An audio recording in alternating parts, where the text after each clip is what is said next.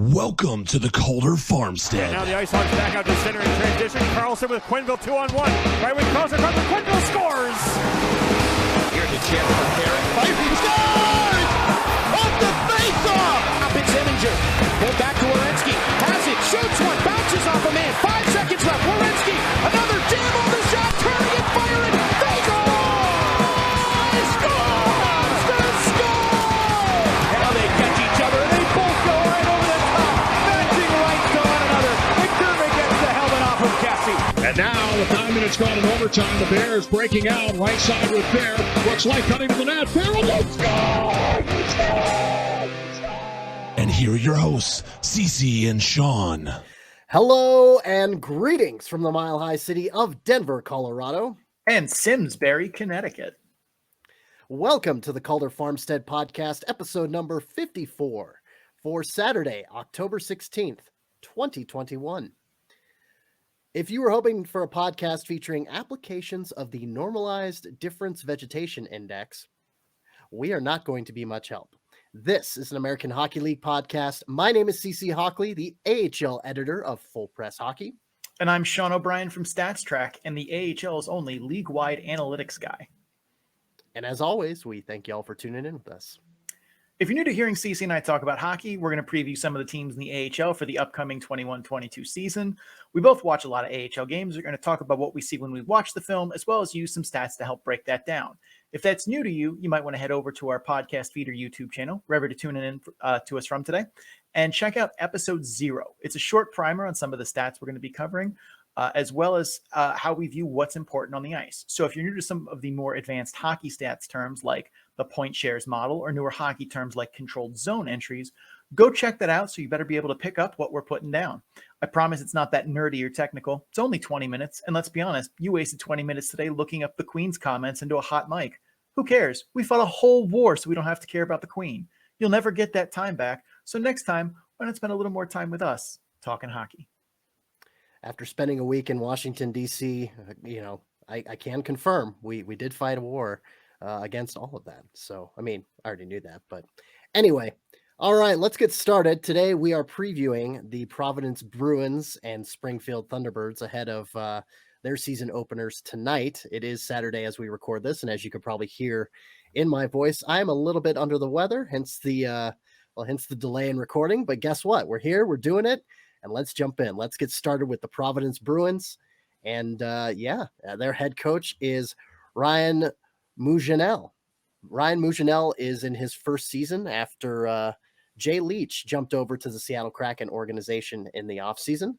The Bruins' 2021 record was 15-6-2-2 for a .680 points percentage. That was first out of the 3 teams in the Atlantic Division last year. As we've stated, the Atlantic Division will be much more robust this season. Affiliation for 2021, Boston in the NHL, that will remain the same until the end of time. But the Maine Mariners jump over from the New York Rangers organization, and they will be the ECHL affiliate for the Boston and Providence Bruins this year. Game scheduled for the P Bruins is 72. Let's talk additions. Let's talk subtractions. Coming to the team, Justin Brazeau from the Marlies, JD Greenway, Jeremy Brodeur from the Binghamton Devils, Aaron Ness, Jack Doherty, Troy Grossnick, Stephen Fogerty, and Tyler Lewington. Those are some of the standout additions to the P Bruins this year. And subtractions, guys that have headed elsewhere: Pavel Shen, Paul Carey, Robert Lantosi, Cooper Zek, Dan Vladar over in Calgary there, and Greg McKegg, who we covered in our Hartford preview just a couple episodes ago, or maybe one episode ago. I can't remember. My mind is all foggy. But hey, let's jump into the individual players. Let's talk forwards for Providence this year, both remaining and new. Let's start with Jakub Lacao. I almost want to rename Lacao as Frank Abagnale because Catch Him If You Can. That was a great movie, and Leo DiCaprio did a great job playing him.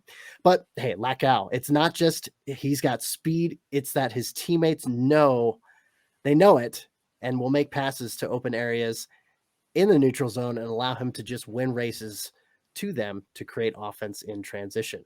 Outside of his speed, Lacao has a rather average skill set on offense. His shooting, playmaking ability, and puck skills are all around league average. He's not very good at creating scoring chances once the cycle in the offensive zone. Defensively, he's not bad, but clearly looks for opportunities to leave the zone early and use his speed to generate rush chances. He's a lock for the top 6 in Providence this season and should get PP1 time as well. I'd like to see him develop a bit of the penalty kill ability to help round out his game, but he's nowhere near a lock for that. Next up, we have Stephen Fogerty. And for the first time in several seasons, it does not look like Fogerty will wear a letter on his jersey. He has a giant P on his jersey, CC. I meant a leadership letter, Sean, like an A or a C, not a P, obviously. That's different. But hey, Fogerty's an AHL veteran who displayed good leadership as well as offensive skills in the past few seasons. His puck skills and playmaking visions are both above average. While he's not a great shooter, he could shoot, but is better setting up teammates. His skating has never been a strength, and while he's not slow per se, he's limited in transition as he can't threaten defensemen with the ability to blow past them if they take a misstep. Defensively, he's always been solid and created offense without sacrificing his responsibilities in his own end through effective physicality and heightened defensive awareness. He's been a top-tier penalty killer in the past, but struggled last season. He's probably in the middle 6 somewhere with limited power play time and full-time penalty kill. Next up, we have Zach Sinisen. I really like that Bruins fans, that Bruins fans hate Zach Sinisen because he isn't Matthew Barzal. And I understand wishing he was Barzal and being upset at the Bruins for not taking Barzal there, but transferring blame onto Sinisen for that is downright silly. Sinisen has good puck skills, but lacks even average playmaking vision and gets tunnel vision when scanning the ice for passing options. He's a good skater that can turn corners on AHL defensemen. Shooting-wise, he has an NHL caliber shot. He's capable of being physical, but doesn't put in the work to be a factor in the defensive zone. He's a top 6 forward, but needs teammates to set him up with the puck, as he's best used as a transition asset and shooter and not a playmaker. Cameron Hughes. Hughes had a bit of a breakout season last year. I'd like to undercut that a bit by the teams on the schedule, but I think we've done that enough. And we've done enough of underestimating Cam Hughes on this podcast. That all said, Hughes has very good puck skills and playmaking vision. He makes creative passes and finds teammates for the quality scoring chances. His hockey IQ is also high, and he shows an ability to outthink opponents. Hughes' biggest weaknesses, though, is that he is not a threat off the rush because of his skating. He's not slow per se, but he lacks that top gear that scares defensemen. His ability to play through contact also shines through, as he looks to have added some size in the last season or two.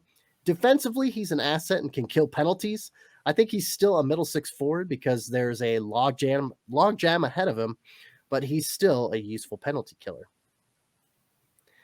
Next up, we have Samuel Assalin. I like Assalin's game last season, and although I really thought that he took a step forward in his development, offensively, he's capable, but his skills don't pop off the page.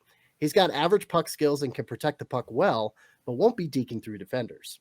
He can make some plays with his vision, but lacks higher-end ability. He's an okay shooter who I think more overpowered mediocre goalies last season than anything. I mean, when Bridgeport and Hartford are your only opponents, that's understandable. He has some skating ability, but lacks a separating gear. I think more of his value comes as a forechecker and in his defensive end than anything else. He has a high defensive IQ and is able to break up passes, and kill plays in his own zone. He's a competent forechecker, but not in the in-your-face kind of way. He's best at steering puck carriers into pressure by taking away their passing options and forcing them into choke points. I think he's going to be a third-line center and kill penalties, and will contribute as a depth scorer, but not much else. Next up is Jesper Fredin. I like Fredin's game a fair bit.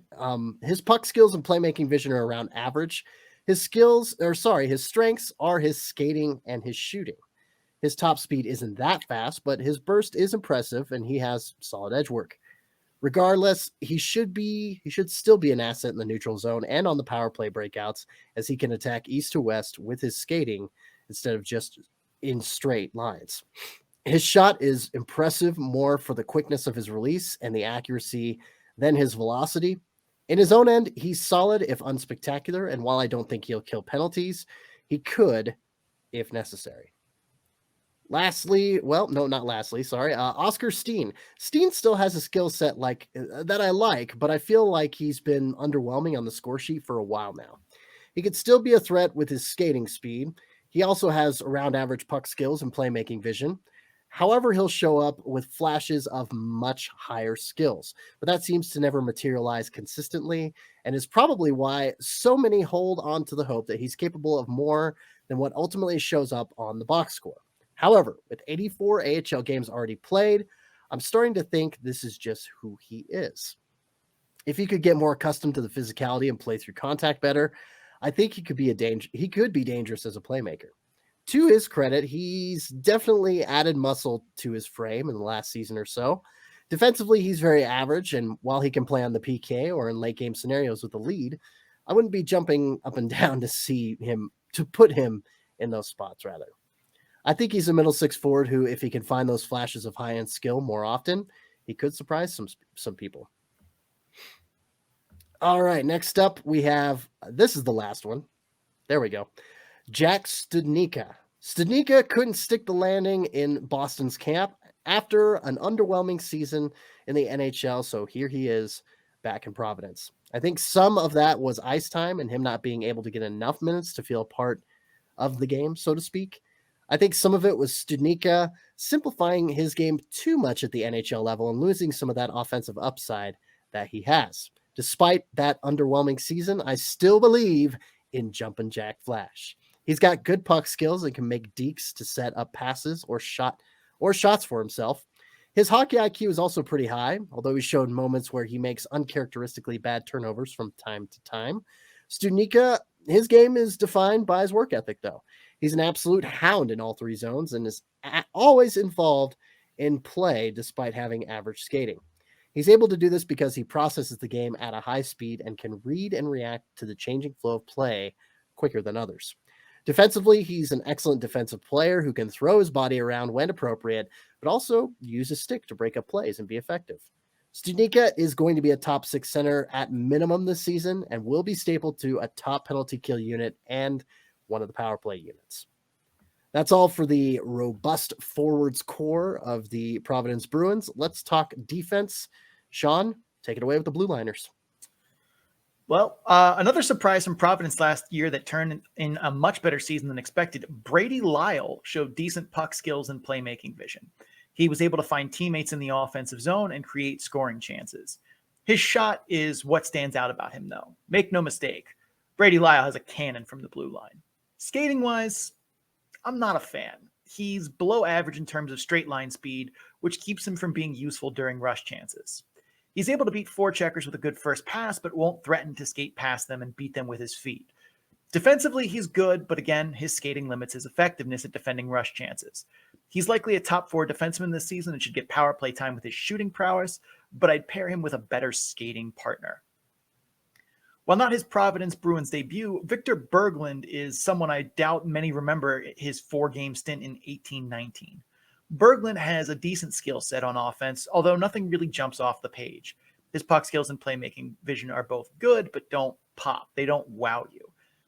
He's a shooting threat and can play on the power play, as his one-timer is solid. However, he lacks dynamic qualities and rarely creates offense off his blue line by any other means than short passes and point shots. And as we've discussed many a time on this podcast, that's not a very effective way to create offense.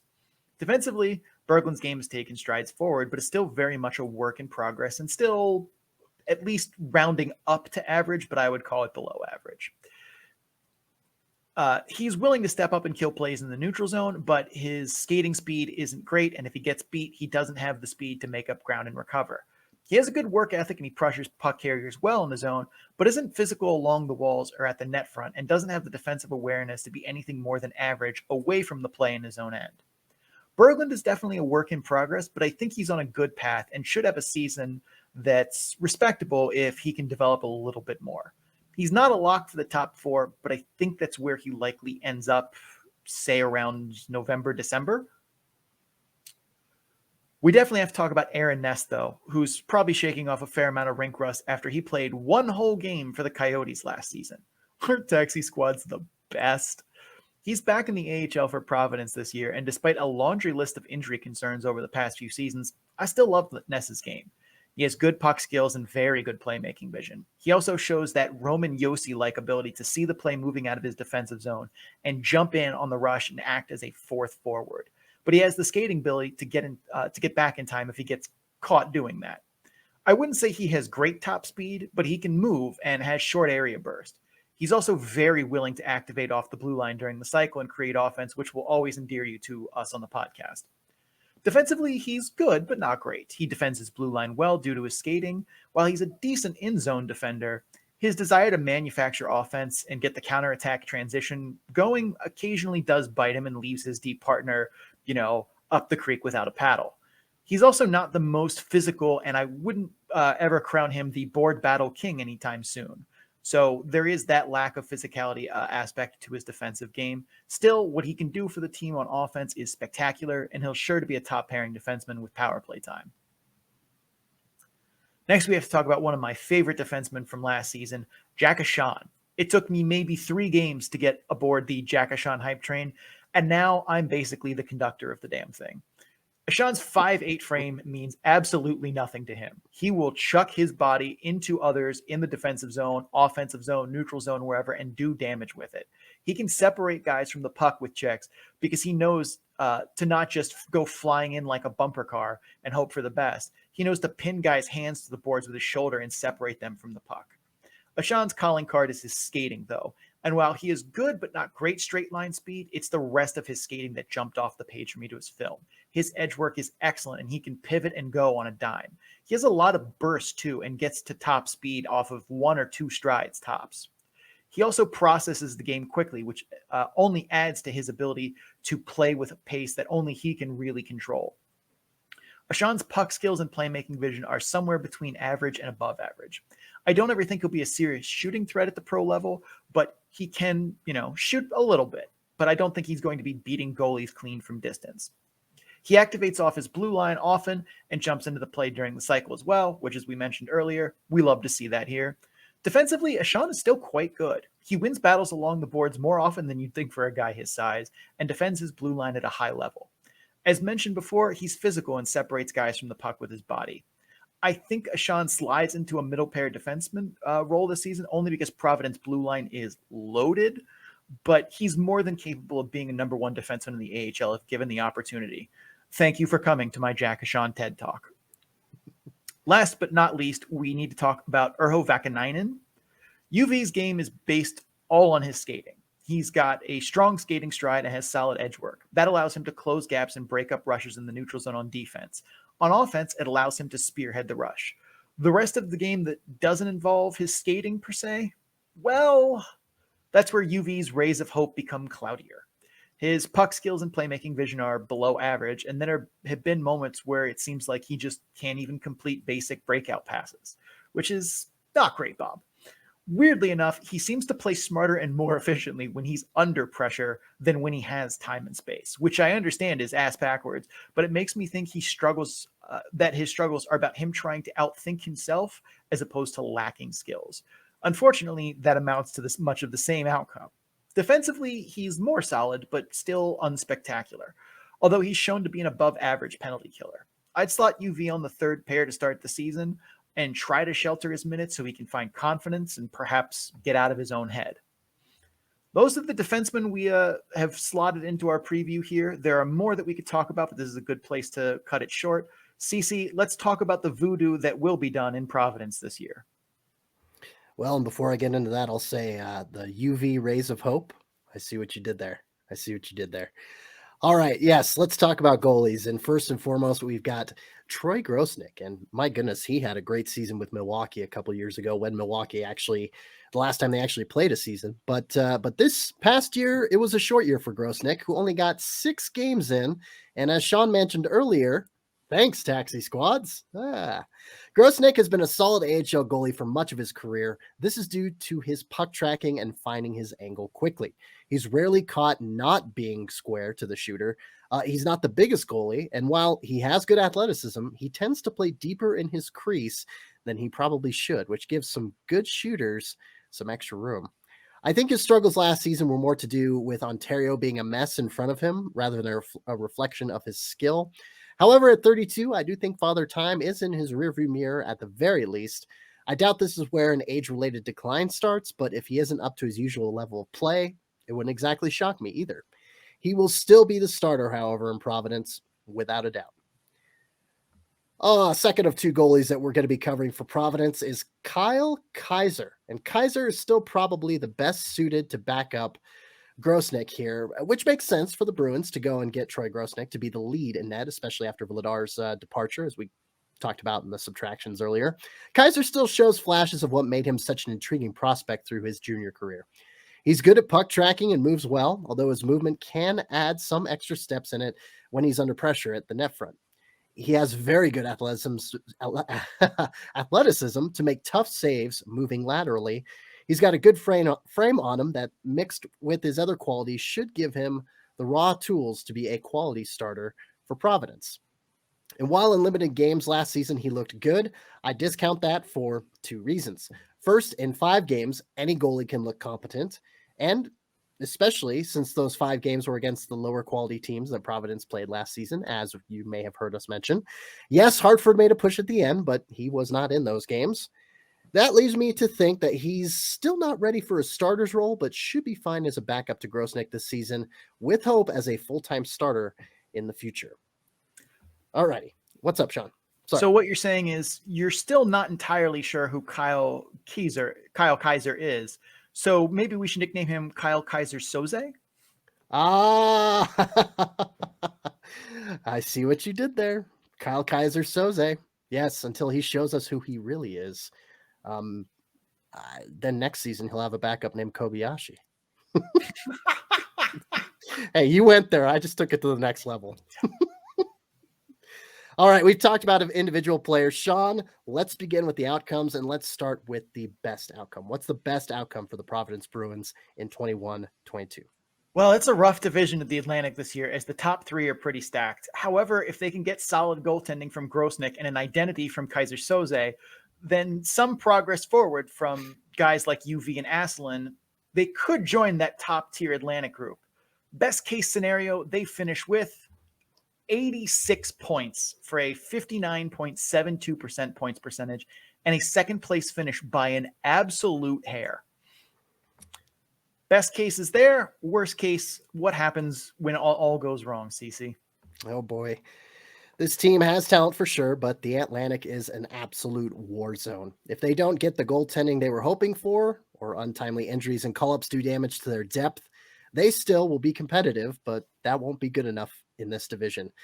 Worst case scenario, they finish with 77 points for a 53.47 points percentage and a 7th place divisional finish. Ouch. Okay. Yeah, life comes at you fast in the Atlantic.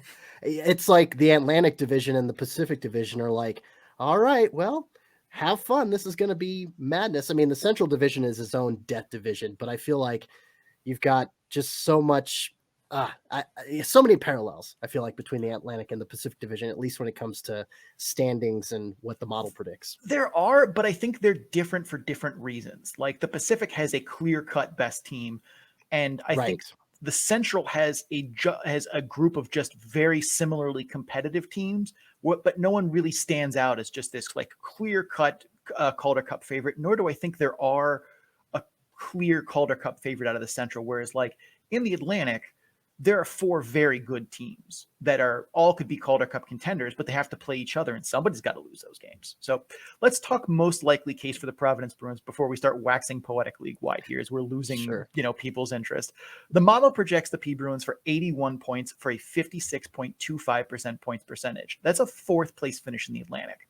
I like this team a bit more than that, as their blue line is deep, and I think Grossnick should bounce back to being a solid starter.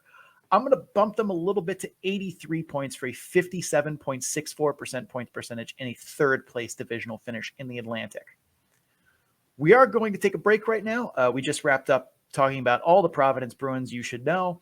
And we're going to get to Springfield's season preview here in a minute. If you're just here to listen to the P Bruins, thanks for stopping by. Don't forget to subscribe wherever you're listening to us from so you get episodes in a timely fashion. Also, check us out on social media. We're on Facebook and Instagram at The Calder Farmstead and Twitter at Calder Farmstead. Stay tuned. We will be right back right away after some ads so we can talk about the T-Birds. All right, one more Atlantic Division team to preview for the 2021-22 season, and that's a team that didn't play last year. This is the last team that we're covering, that one of three that did not have a 2020-21 season, and that is the Springfield Thunderbirds. So head coach Drew Bannister, this is his first season with the T-Birds. It's his third season, though, with a St. Louis Blues AHL team. So kind of pulling a Troy Cole, what he's doing up there with the Abbotsford Canucks. 2021 record, like I mentioned, not applicable because they opted out. One of three didn't play last year. 21-22 division. Once again, we are in the Atlantic. Just a refresher for those playing along at home. Their affiliation for 2021-22 is, of course, the St. Louis Blues, and they do not have an ECHL affiliate.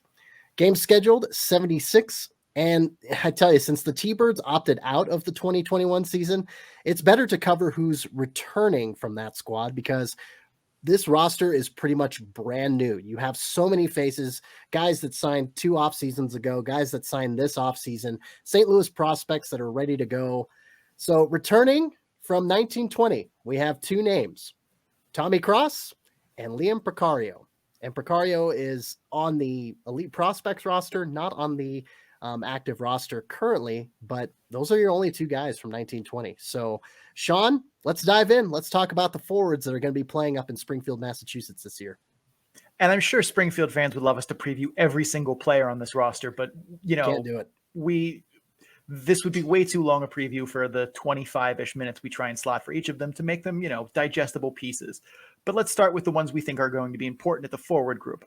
Nikita Alexandrov was impressive in his short stint in Utica last season. He's skilled, but nothing really stands out as amazing.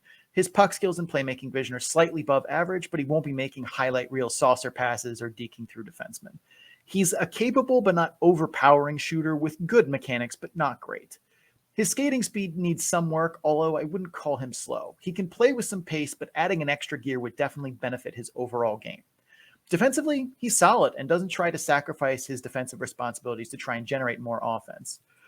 Overall, he's a solid 200-foot player who's not really that bad at anything, but doesn't do anything that makes you jump out of your seat and say, "Oh my God, yes, please, more." Next, we have to talk about one of the premier playmakers in the AHL, Sam Annis. Annis has been a top playmaker for quite a few seasons now, especially with the man advantage. Annis, unsurprisingly, has good puck skills with high-end playmaking vision. On the power play, he is incredible and immensely effective at finding cross-ice passes and getting guys tap-ins for goals. I'm pretty sure I could score 15 power play goals if all I did was stand in a single spot by the goal and just wait for Sam Annis to put the puck right on my stick. His biggest drawback, though, is his skating. He's not slow, but he lacks a top gear that threatens, and pairing that with his size becomes a real barrier as he's easily pushed to the outside. It also explains why he's so much more effective on the power play, as he has more time and space afforded to him, given the difference in available defenders, as they can't just chase him to the wall, otherwise someone's wide open. Defensively, he's someone who's going to do enough to not get benched, but won't be counted on for his defense, which is fine. He can make sweet, sweet music on offense, and hampering him down with more defensive responsibilities is going to be a net negative to his impact on the ice. So let the other 4 guys play defense. He's an easy first liner and top power play unit guy for the T-Birds this year. No questions asked. I'm not sure who's happier that Logan Brown is out of Ottawa. From what I can tell, he was much maligned by the fans and didn't seem to get along with the management there. But to be fair, finding people who get along with Eugene Melnyk is a challenge in and of itself. On the ice, Brown has an offensive toolkit that's surprisingly good. He's got standout puck skills and playmaking vision. If you give him time and space, he'll pick you apart with a pass or dangle right past you. His shooting talent is fine, but he's not going to be blasting pucks past goalies cleanly. His biggest drawback is his skating, because, it's hard to power a 6'6" frame to a top speed that he can threaten defenders. He just doesn't have that because he's huge. It would require him to generate an enormous amount of force with his skating stride, and he just doesn't. While not a part of his skill set, Braun has also struggled to stay healthy over the course of his career, which isn't his fault. Staying healthy is not a skill you can train, but it is worth noting that he has missed a bunch of time to injuries. Defensively, he's okay, but no one is more physical than he is, as he can light guys up with hits. I think he'll be a good line mate in the middle six for someone with speed who can get puck through the neutral zone, but he's a lock for power play one time as he can distribute from the sidewalls. Next, we have to talk about one of my favorite players, Aussie! Nathan Walker. Oi! Nathan Walker joins the Thunderbirds after a shortened campaign last season where he got a whole 12 games in across the NHL and AHL. He doesn't have the most impressive skill set. He's around average in puck skills and playmaking vision. He's a good shooter and can beat goalies from mid-range in the AHL, but doesn't have the velocity or release to do it at a higher level. He's got good enough speed to his game to make defenders cautious, but not so much that he's keeping them up at night. I like his hockey IQ, though, and that plus his speed makes most of his skill set, along with his impressive work ethic. He's able to meld all of those together and kind of get the most with his ability to anticipate the play, as well as his willingness to keep skating and keep his feet moving. Defensively, he's solid and can pick up threats away from the play. I think he's more likely to be middle six than top six and might rotate in on the power play, but he's likely a regular killing penalties. Nolan Stevens had a good season in 2021, and it was fun to see him set up his brother for goals in Utica.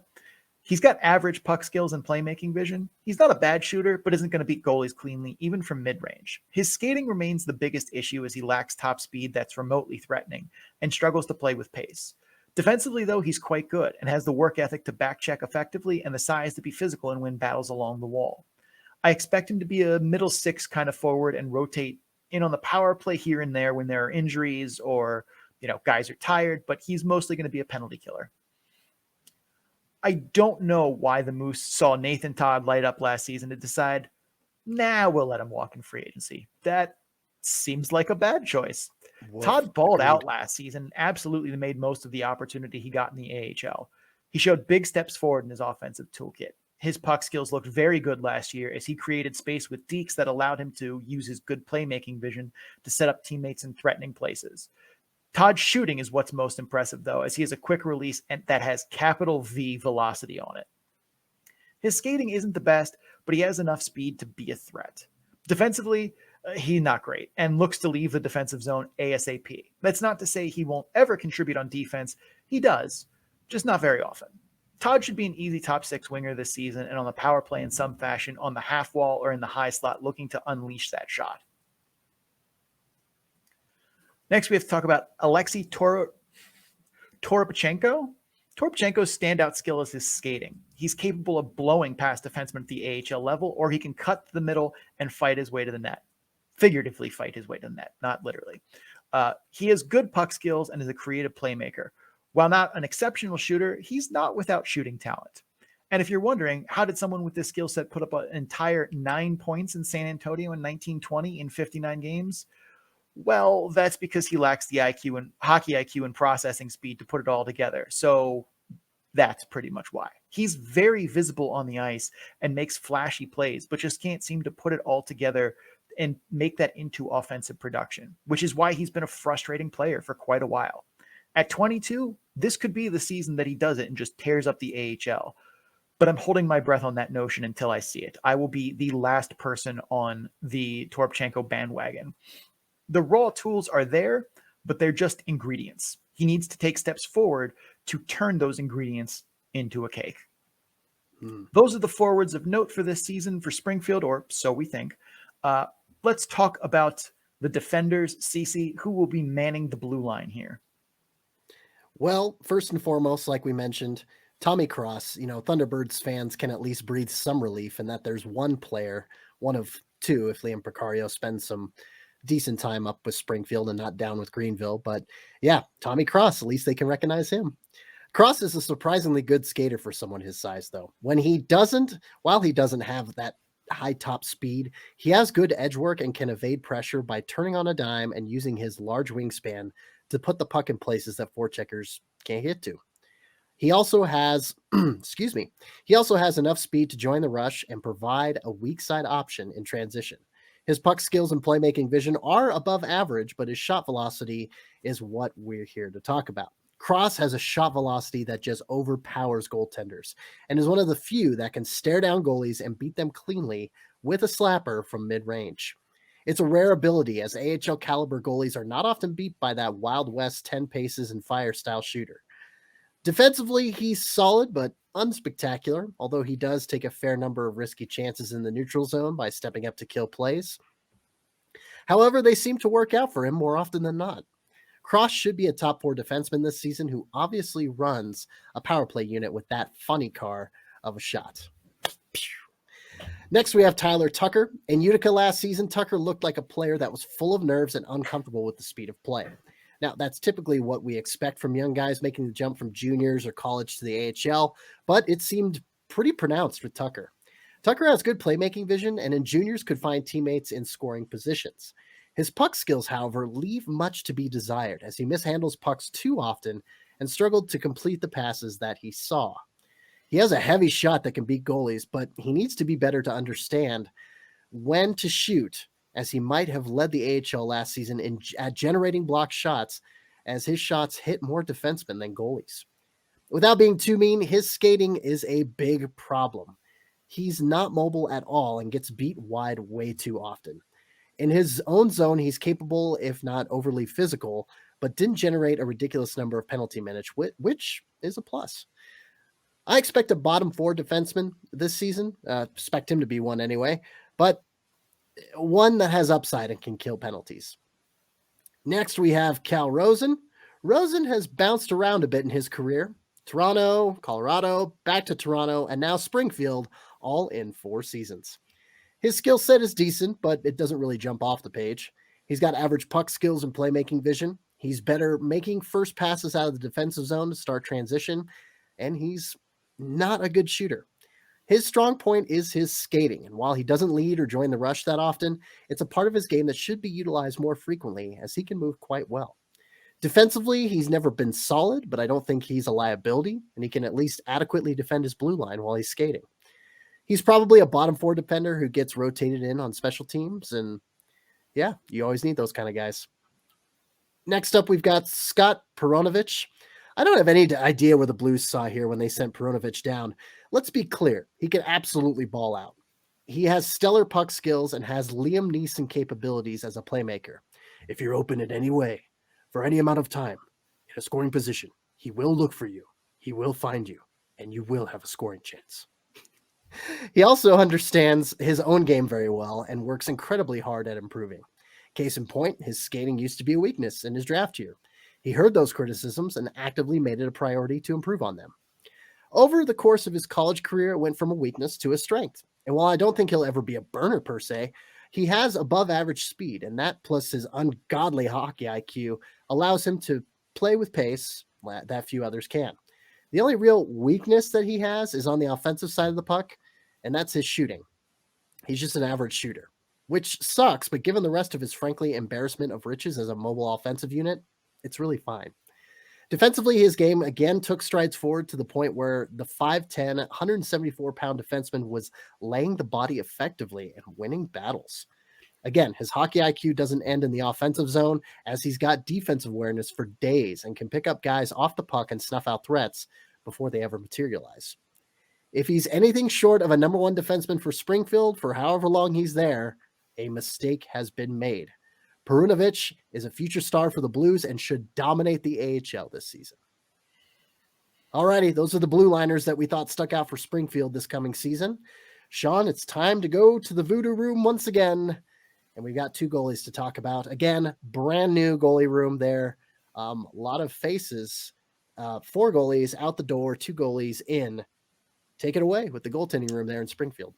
First, we got to have talk about Joel Hoffer. Not a great showing from him last season in Utica, but 10 games and a very up and down Utica team in front of him. It doesn't scare me that much. I still see a calm and poised goalie with a large frame. His technical structure is also very solid, which allows him to quietly make saves and make them look easy. He's excellent at tracking the puck and reading the play, and rarely gets beat by giving up an empty net to a backdoor play. This helps him make tough saves because he can't rely on his athleticism to get post to post, as he's lacking those big explosive lateral pushes. I'd like to see what he's capable of as a starter, and it looks like we're going to find out this season, as the only goalie behind him so far that I can see is Charlie Lindgren, who felt like a second or third fiddle in Laval for quite some time now. He's not a bad goalie by any stretch, but he really does nothing that sticks out as better than average. He's got average athleticism and can make some tough saves post to post, but won't wow you often. His puck tracking is inconsistent. I've seen games where he looked on and dialed in the zone and he's following the play everywhere, and others where he gives up 2 backdoor goals that he wasn't even trying on. And because of that, he struggled at times.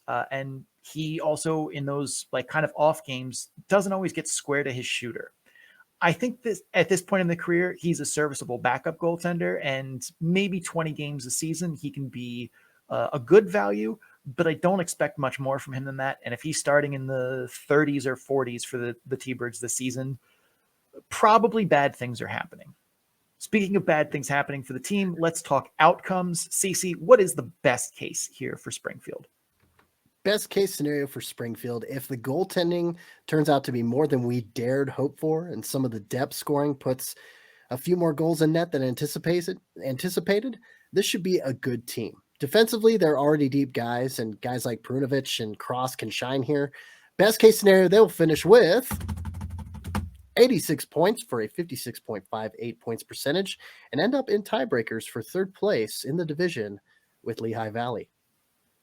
Shawnee, that's the best case scenario. Give us the worst case scenario. The worst case always includes Hoffer and Lindgren being bad. That and the offensive depth are going to be what makes or breaks the Thunderbirds this season. If those break, it's not going to be pretty, despite a solid top 2 lines and a deep defensive group. Worst case, they finish with 77 points and a 50.66 points percentage for 7th place in the division. Oof. Cece, tell me, we talked good and bad. Where do we see them ultimately breaking here?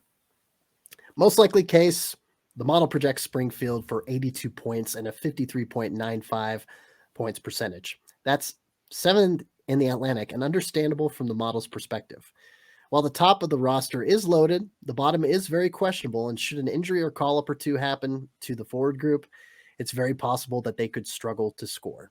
The goaltending is also such that we think there's more there than what's shown up before, but the model doesn't do hope. It does numbers. I think the Thunderbirds outshoot the model a bit, but it's going to be an uphill battle in this division. I like them for 84 points and a 55.26 points percentage and a 6th place finish, which is still playoffs. Well, actually, I think that might nudge them right out of the playoffs. I think 6th in the division makes it, doesn't it? I think 7 teams. I know it's wacky this year. It's hard to keep track of, but I think, only the top 5 in the Atlantic division, because they only have 7 teams. So not playoffs. Not Not yet. Not yet. Wait, maybe next season they'll expand it more. Oh, gosh. Yeah. Well, hey, before we close this one out, I did want to say in regards to Springfield's goaltending room, Elite Prospects currently has Brad Barone, who has had an ECHL and SPHL career. Nope, that's not a real guy. It's not a real guy, but his nickname, I did want to bring this up because of the cream of the crop and Macho Man Randy Savage. His nickname is Bonesaw, and Bonesaw is ready for ECHL time, probably. That ECHL time would be very generous for Brad Barone. He's like a top tier SPHL goaltender. I've seen him play. Fair enough. All righty. Well, hey, that is it for the show. Thank you for watching and or listening. The Calder Farmstead is part of the Full Press Radio Network. You can listen to this and a number of other great hockey, sports, and sports entertainment programs at www.fullpresscoverage.com. Just click the podcast drop-down menu in the top right portion of the website. Click, that's the list populating, and enjoy. If you guys are enjoying the Calder Farmstead, please make sure to subscribe so you get episodes in a timely fashion. If you're listening on Apple Podcasts, please rate and review the podcast. Or if you're watching on YouTube, like the video, comment what you thought of the episode. Doing so helps others find the show, and your reviews help us improve it. You can also follow the show on social media at Calder Farmstead on Twitter and at The Calder Farmstead on Facebook and Instagram. Big shout out to Adrian Drake, who made our theme music. You can find him at AD_dysfunction on social media so he can make music. Sorry, to spell that, AD_dysfunction is DYSFUNCTION. So he can make music for you too. Cece, where can people find you? Well, my name is CC Hockley. You can find me representing Full Press Hockey on Twitter at FPC_AHL. And at my personal Twitter account, my handle there is at CCHawk. That's SEESEEHAWK. Big surprise, the majority of my tweets from that account are hockey related, but hey, I'm a music fan, love the band Rush, big pro wrestling fan. So yeah, I'm a multifaceted individual, so you'll get to see that if you do follow me. Check out my writing, my hockey writing, on the Full Press Coverage Network at www.fullpresshockey.com. Enough about me, though. Sean, where can the people find you? I'm Sean O'Brien. You can find me on Twitter at Sean O'Brien81. That's SEANOBRIEN 81. I'm also on Instagram at Sean O'Brien_81, an account that is like 70% pictures of my dog Parker. You can find my stats work on Tableau at bit.ly/datadump-and-chase. The model and all the previews and all of that stuff for the current season that's happening will be up in about a week or two, as there's no sense in posting graphs of like, 3 games and it looks wild. It's indiscernible noise at that point. I like to gain a little bit more of a sample before I put things up. But you can find that at bit.ly/datadump-and-chase, all lowercase, all one word. CC, take us home. Will confirm from the hairs that I keep finding from a shedding Parker after visiting Sean and his lovely bride there in Alexandria. Parker is a good girl, very good girl. So go check out his Instagram. As for us, that was episode number 54 of the Calder Farmstead. For Sean O'Brien, I'm CC Hockley, and of course we thank you for tuning into the show. We very much appreciate you taking time and listening to what we have to say. So with all that said, we'll see you next time. Until then, keep your stick on the ice.